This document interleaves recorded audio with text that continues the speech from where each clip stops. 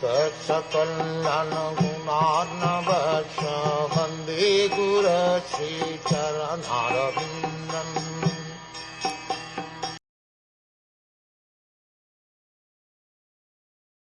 You are maintaining offence personified, Duryodhan, as your infallible son, but he is envious of Lord Krishna. And because you are thus maintaining a non-devotee of Krishna, you are devoid of all auspicious qualities. Relieve yourself of this ill fortune as soon as possible, and do good to the whole family. A good son is called a patya, one who does not allow his father to fall down. The son can protect the father's soul when the father is dead by offering sacrifices to please the Supreme Lord, Vishnu. This system is still prevalent in India. After the death of his father, a son goes to offer sacrifices at the lotus feet of Vishnu at Gaya, and thus delivers the father's soul if the father is fallen. But if the son is already an enemy of Vishnu, how, in such an inimical mood, can he offer sacrifice unto Lord Vishnu's lotus feet?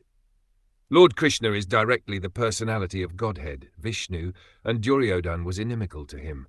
He would therefore be unable to protect his father, Dhritarashtra, after his death. He himself was to fall down because of his faithlessness towards Vishnu. How, then, could he protect his father?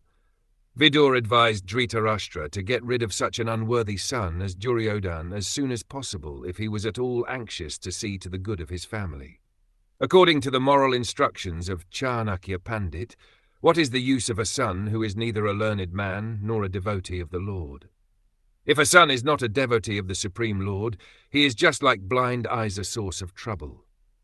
A physician may sometimes advise the extrication of such useless eyes from their sockets so that one can be relieved of the constant trouble.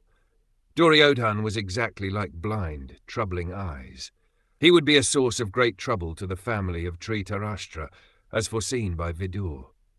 Vidur therefore rightly advised his eldest brother to get rid of this source of trouble. Dhritarashtra was wrongly maintaining such personified offence under the mistaken impression that Duryodhan was a good son, able to liberate his father.